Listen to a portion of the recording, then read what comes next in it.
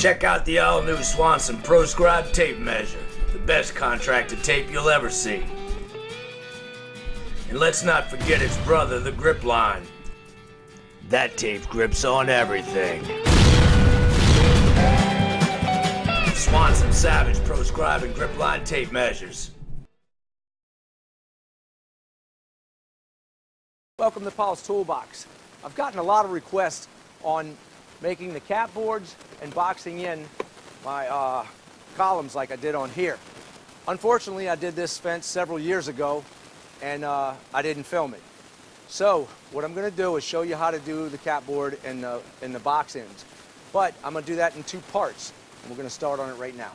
For those of you who've seen my other video on how to build a 12-foot no-sag gate, what I meant was I have a 12-foot span, but it doesn't sag. I built this a little while back. You can see it starting to get faded and all, so I'm going to have to stain it before too long, and now's the perfect time because I'm going to go ahead and cap the top and box it in. That way the stain will all match on here. You look right here, you can see it still sits just right. Nothing drags, it's all even, and it's going to be easy to put cap boards on here. I'm going to show two different ways to cap off a fence. We're back on this side again. This is the easiest way. I just took my two boards right here. They were fence boards. I ripped them down to about 1.5 inches, and I put a cap board on top. The other way is going to be stronger. This way is a lot easier. You can do it without having to use a table saw. You can just use your regular skill saw to rip these and then put these on top. We're going to take and make a little mock-up of this. So I have a piece to cut my bottom parts, and then I have another piece for my cap board. I took the guide out because sometimes it gets in my way when I'm trying to do 45-degree cuts, and I don't feel like dealing with that right now. Now we're going to set it at a 1/2 inch.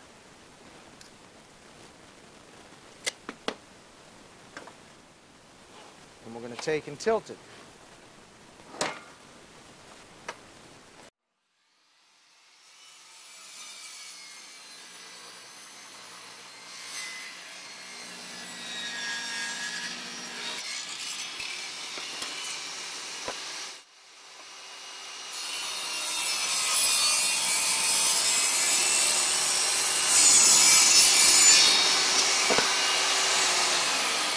I'm going to use my cordless gun with 2-inch nails. These are galvanized nails. You can use screws if you want.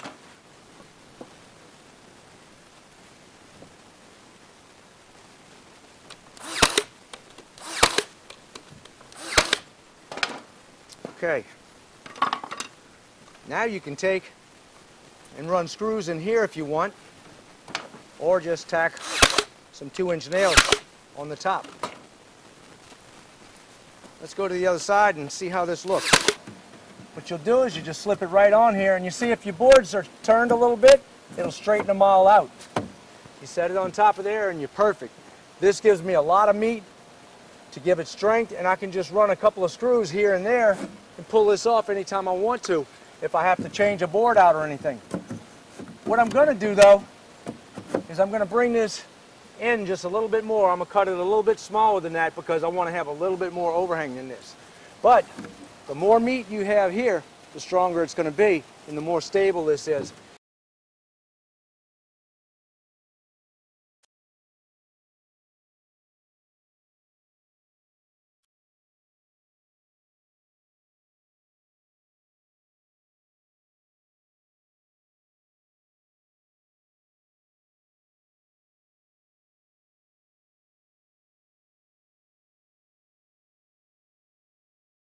The other cap board is going to go against the house, and this one is going to go on the edge, right on the outside edge. So I don't want to leave this open if I don't have to. We'll go ahead and make a miter cut right here. This is going to be an outside miter, and I'm going to make an outside miter on this side, and then we're going to cap it. So we'll get our measurement right here when we do not squeeze it too tight. We'll get it to where it can slip in and out of there.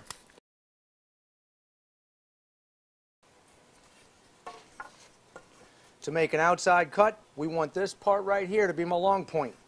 So I will put it out to 45 degrees because that's a 90-degree turn.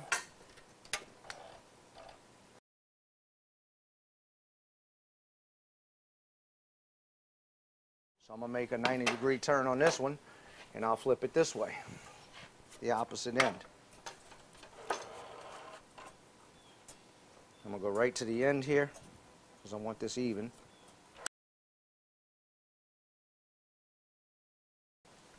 We'll go ahead and knock our little cap off.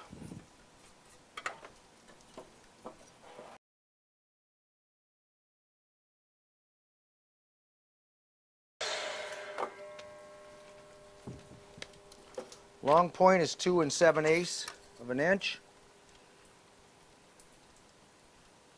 So we'll go right here. I'll flip it to the opposite end, and we'll make this cut.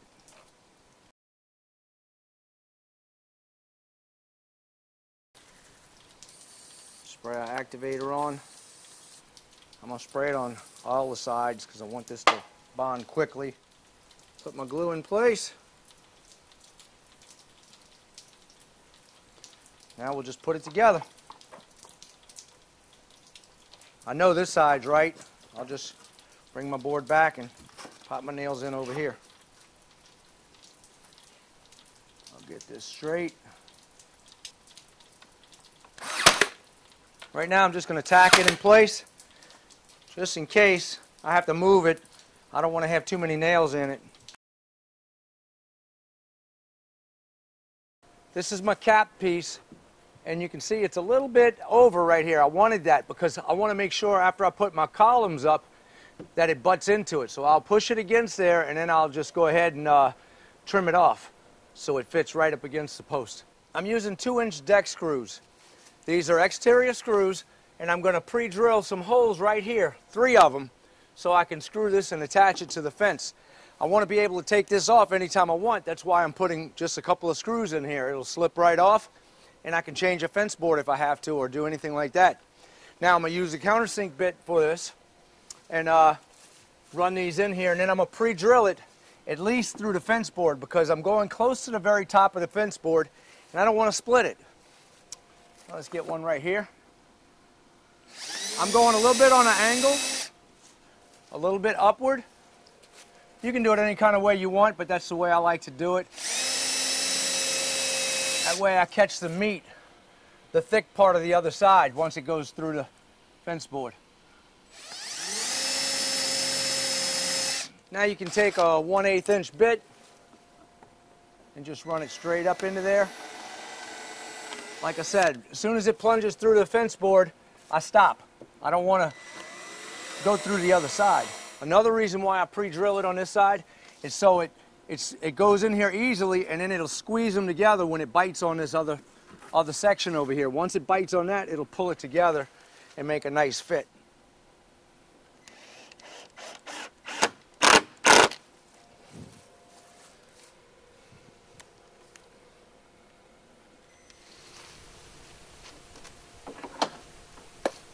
Check out my next video and you'll see how I'm going to build the columns and box this out. It's going to make it look a lot better. I'll see you on the next project. Don't forget to subscribe. Check out paulstoolbox.com for all my archive videos. And if you found this useful, hit like for me.